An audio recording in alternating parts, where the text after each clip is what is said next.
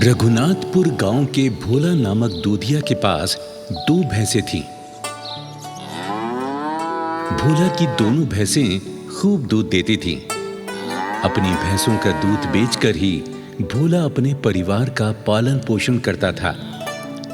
भोला के छोटे से परिवार में भोला की पत्नी मीना और 4 साल की बेटी गुड्डी थी। भोला रोज अपनी भैंसों को हरे भरे जंगल में ले जाकर चराता और शाम को घर वापस ले आता। हर रोज की तरह आज भी भोला भैंसों को चराने ले जाने के लिए उन्हें खूंटे से खोल रहा था कि तभी भोला की पत्नी मीना और बेटी भोला के पास आईं। अब सुनो जी, मैंने तुम्हारे खाने के लिए इस थैले में रोटी और अचार रख दिया है। दोपहर को टाइम से खा लेना। हाँ ठीक है भाग्यवान, ठीक है। मैं भूख लगते ही ये रोटियां खा लूंगा। बापू बापू, मैं भी तुम्हारे साथ भैंस चराने जंगल में जाऊंगी। अरे नहीं मेरी बिटिया, तू अभी बहुत छोटी है। जब तू बड़ी हो जाएगी ना, तब मेरे साथ भैंस चराने के लिए चलना है। अभी तू अपनी माँ के पास ही खेल। चल जा जा जा। ठीक है बापू। और भोला अपनी दोनों भैंसों और रोटियों का थैला लेकर जंगल की ओर जाने वाले रास्ते पर चल पड़ा। इधर जंगल में एक डायन एक बड़े से पेड़ की जड़ में बैठी हुई एक खरगोश को चीर फाड़ कर खा रही है।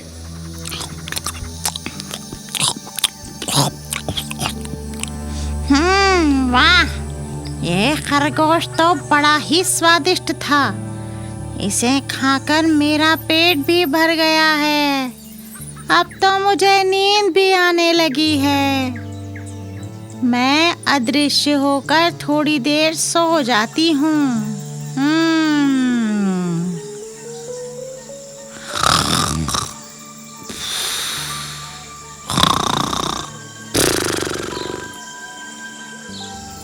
भोला अपनी भैंसों को दिन भर जंगल में इधर उधर चराता हुआ घूमता है और जब शाम होने लगती है तो वो अपनी भैंसों को लेकर घर की तरफ चल पड़ता है।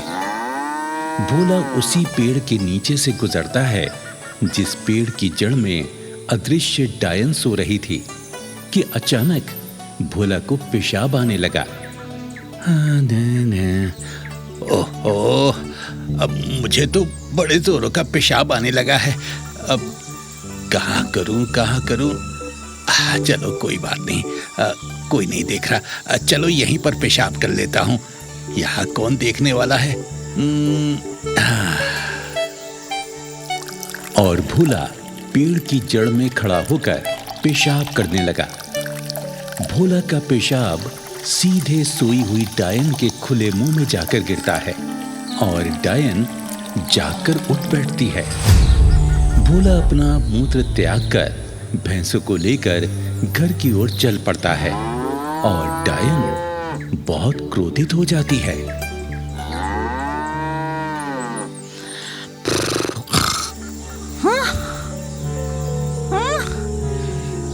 ये बदतमीज इंसान, इसकी इतनी मजाल जो उसने मेरे मुंह में पेशाब कर दिया। मैं इसे ऐसा सबक सिखाऊंगी कि इसकी अकल ठिकाने आ जाएगी। और फिर डायन भी भोला के पीछे पीछे चलने लगी। डायन चुपके से एक भैंस के पेट के नीचे चिपक गई और भैंस की सवारी करती हुई भोला के साथ साथ चल पड़ी। भोला को डायन की भनक तक नहीं लगी। शाम हो जाने तक भोला भैंसों को लेकर अपने घर वापस आ गया और भैंसों को खूंटे पर बांधकर घर के अंदर चला गया। इधर भैंस के पेट से चिमटी हुई डायन भी नीचे उतर आई और घर के दरवाजे की ओर घूरती हुई बड़बड़ाने लगी। बदतमीज इंसान, तूने एक डायन को गुस्सा दिलाया है। अब मैं तुझे मजा चखाऊंगी।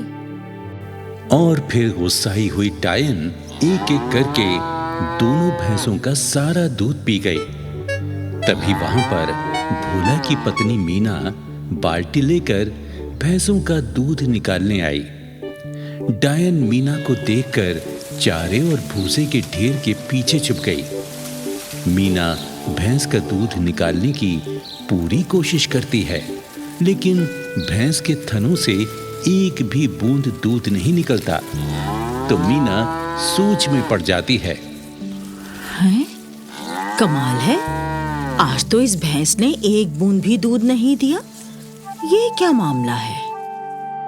अब मीना दूसरी भैंस का दूध निकालने के लिए बैठी, लेकिन दूसरी भैंस भी एक बूंद दूध नहीं देती। मीना हैरान और परेशान होकर भोला को पुकारती है।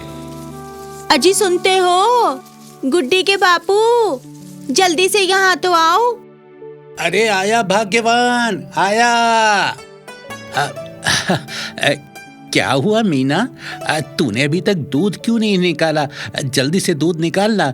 अरे मेरे ग्राहक बाहर मेरा इंतजार कर रहे होंगे। मैंने तो दूध निकालने की पूरी कोशिश कर ली, पर आज इन दोनों भैंसों ने एक भी बूंद दूध नहीं दिया। जरा देखो तो। हैं? अरे ऐसे कैसे बात कर रही है? ये कैसे हो सकता है? आज तो दोनों भैंसों ने और दिन के मुकाबले ज्यादा घास चरी थी। आज तो इन्हें और भी ज्यादा दूध देना चाहिए था ना। चल कोई बात नहीं, मैं देखता हूँ। दोनों पति पत्नी की समझ में जब कुछ नहीं आया तो दोनों परेशान होकर घर के अंदर चले गए और डायन भूसे के ढेर से बाहर निकलकर अपनी चालाकी पर मुस्कुराने लगी। आधी रात हो जाने के बाद जब भोला और उसका परिवार कमरे में सोने के लिए लेटा, तब कमरे की खिड़की से डायन कमरे में झांककर देखने लगी। गुड्डी की नजर झांकती हुई डायन पर पड़ी और गुड्डी भयानक शक्ल वाली डायन को देखकर डर जाती है। गुड्डी की चीख निकल गई।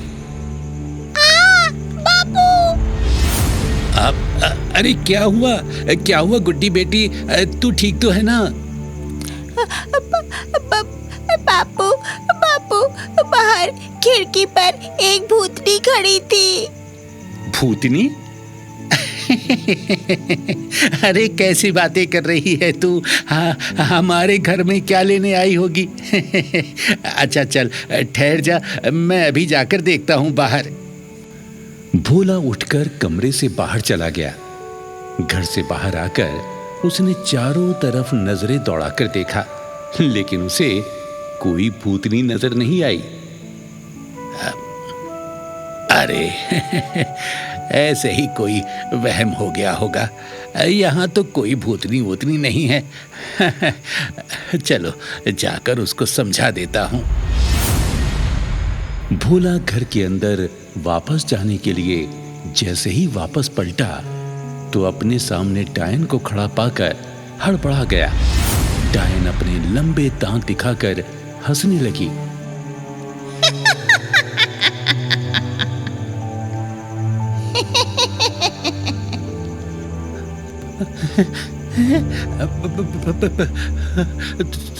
तू कौन है और मेरे घर में क्या करने आई है?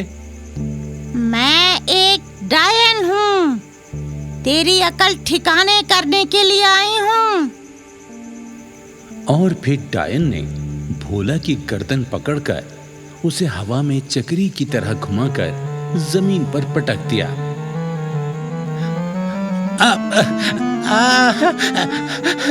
मर गया रे, बचाओ बचाओ, कोई मुझे इस डायन से बचाओ। तुझे मुझसे कोई नहीं बचा सकता, कोई भी नहीं।